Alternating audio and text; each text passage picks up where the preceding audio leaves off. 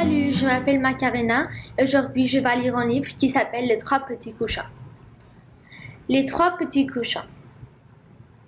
Il était enfin trois petits couchants qui vivaient avec leur maman dans une petite maison. Un jour, la maman appela ses trois filles et leur dit qu'elle ne pouvait pas plus élever les parce qu'elle était trop pauvre.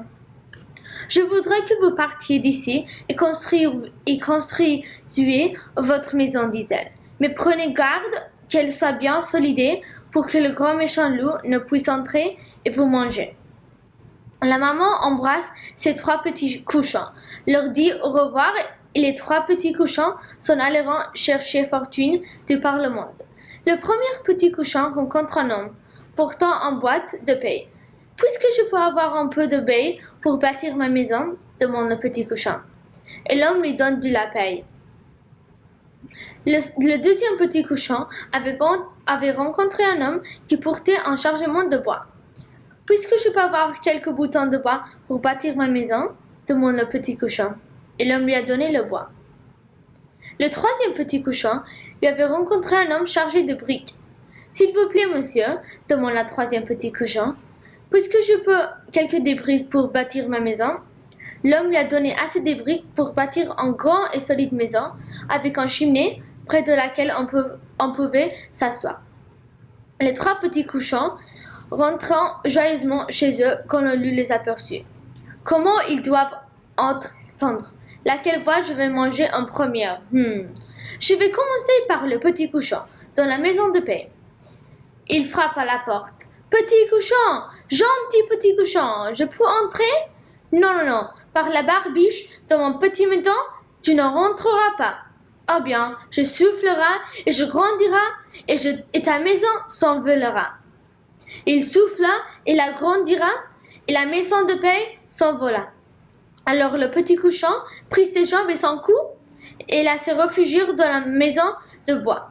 Appelant celui, si elle referme la porte du cou de le loup frappa. Petit couchant, gentil petit couchant, je peux entrer? Non, par la barbiche de nos petits moutons, tu n'entreras pas. Eh bien, je soufflerai et je grandirai et votre maison se coulera. Il la souffla et la gronda, et la maison de bois s'écroula. Les deux petits couchants priront leurs jambes à leur cou, et aussi vite qu'ils pourront le faire jusqu'à la maison du brick. De nouveau, le loup arriva et dit « Petit cochonnette, laisse-moi entrer. » Mais les cochonnettes répondirent « Non, par la barbiche de nos petits moutons, tu n'entreras pas. » Alors le loup répliqua « Eh bien, je soufflerai et je gronderai, à votre maison s'enfondera. » Alors il la souffla et il la souffla et il la souffla et il souffla encore. Il la gronde et gronde encore. Mais la maison de briques ne bouge pas.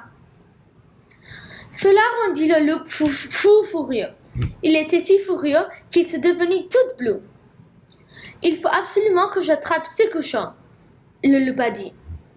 Quelques jours plus tard, les petits couchants virent le loup arriver avec une grande échelle.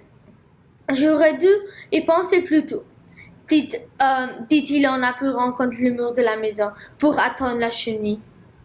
Pendant ce temps, le troisième petit couchant, qui était très rusé, alluma un grand feu dans la cheminée et apposa un coudreau rempli d'eau. Quand le loup descendit dans la cheminée, il la tomba tout droit dans le brouillard. Les petits couchants se dépêcheront de remettre le couvercle et quand le loup fut, ils le mangeront pour la soupe. Le fin, j'espère que tu as aimé.